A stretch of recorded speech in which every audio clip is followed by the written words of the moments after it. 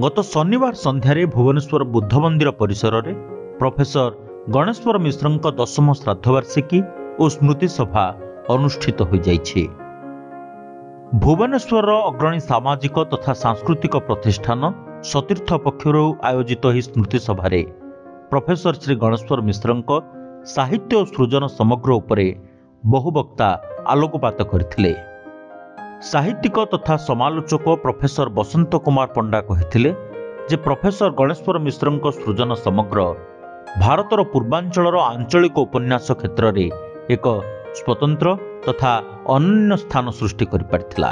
ओडिया साहित्य औपन्यासिक गणेश्वर मिश्र उपन्यास सामुद्रिक, बंगला साहित्य औपन्यासिक ताराशंकर बंदोपाध्याय उपन्यास हंसुली बांके रूपकथा एवं हिंदी साहित्य औपन्यासिक फणीश्वर नाथ रेणुंकर उपन्यास मैलांचल एही तीनोटी उपन्यास लेखा शैली किभली आंचलिक उपन्यास को रुद्धिमंत करिछि से संपर्क में सविशेष आलोकपात करथिले प्रोफेसर बसंत कुमार पंडा। पुरीर नोलिया मानंकु नै लिखित एकमात्र उपन्यास सामुद्रिकर अनन्य विभव उपरे प्रोफेसर पंडा निजर मत उपस्थापन करथिले। सामग्रिक भाव गोटे आधुनिक ओडिया साहित्य जन प्रभावशाली स्रष्टा थे। एकाधारे उपन्यासिक गल्पकार भ्रमण रचयिता लेखक सब दिगरे प्रतिष्ठित इंग्राजी प्रोफेसर थे। प्रत्येक सृष्टिशील रचना आम नुआ साहित्य एही स्मृति सभारे अन्यतम अतिथि भाव जोगदे वरिष्ठ कथाकार तथा शिशु साहित्यिक श्री दासबेनहुर कहिथिले जे प्रोफेसर श्री गणेश्वर मिश्र केवल उपन्यासिक एवं क्षुद्र गल्प लेखक नथिले, से थिले जन विशिष्ट प्राबंधिक जहा थिला तांको व्यक्तित्वर एक विरल दिग। सेपरि विशिष्ट कथाशिल्पी चिरश्री इंद्र सिंह गणेश्वर मिश्र जीवन और सृजन सृष्टि उपरे आलोकपात करने सहित श्री मिश्र साहित्य कृति किभली युववर्ग मध्य अधिकरू अधिक आदृत हो पारिबो से दिगरे जत्नमान हेबाकू कहिथिले। एही अवसर में गणेश्वर मिश्र उपन्यास सकाळर मुहर नाट्य रूपांतर पुस्तक एवं एक क्षुद्र गल्प संकलनर हिंदी अनुवाद पुस्तक या दिल की सुनो लोकार्पित होइतिला। सकाळर मुहर नाट्य रूपांतर दयानिधि त्रिपाठी करिथिबा बेले या दिल की सुनो को उदयन सुपकार हिंदी अनुवाद करिसेंती। प्रोफेसर गणेश्वर मिश्र जड़े कृतविद्य साहित्यिक एवं से तांकर कृतित्व जड़े अध्यापक भाव में, जड़े साहित्यिक भाव में, जड़े संपादक भाव में, जड़े संगठक भाव में बहुविध क्षेत्र में से तांकर पारदर्शिता देखैछंती। किंतु तांकर गोटे बड़ इच्छा थिला जे ओडिया साहित्य को जदि आगु को आम नवा ताहले अनुवाद होची गोटे तार आवश्यक बाट।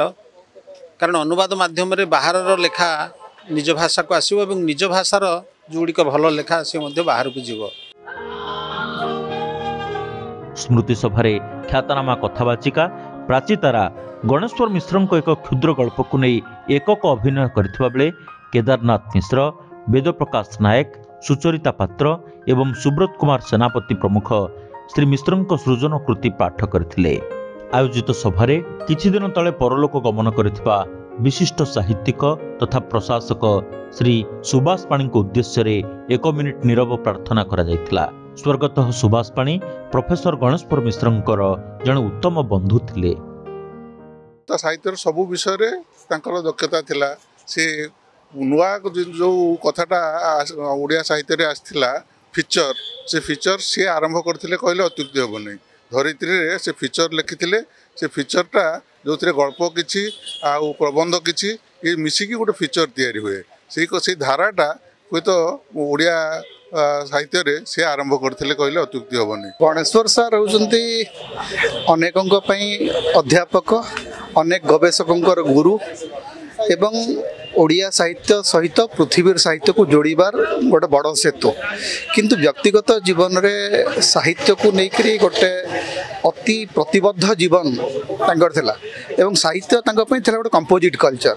जे साहित्य केवल गल्प, कविता, उपन्यास नुह, ता भितर रांधणा अछि, ता भितर सांस्कृतिक जीवनचर्या अछि, ता भितर आमर सांस्कृतिक अवबोध अच्छी नाच अच्छी गीत अच्छी ये सबू को मिसईकरी गोटे सांस्कृतिक पृष्ठभूमि से तैयारी करते।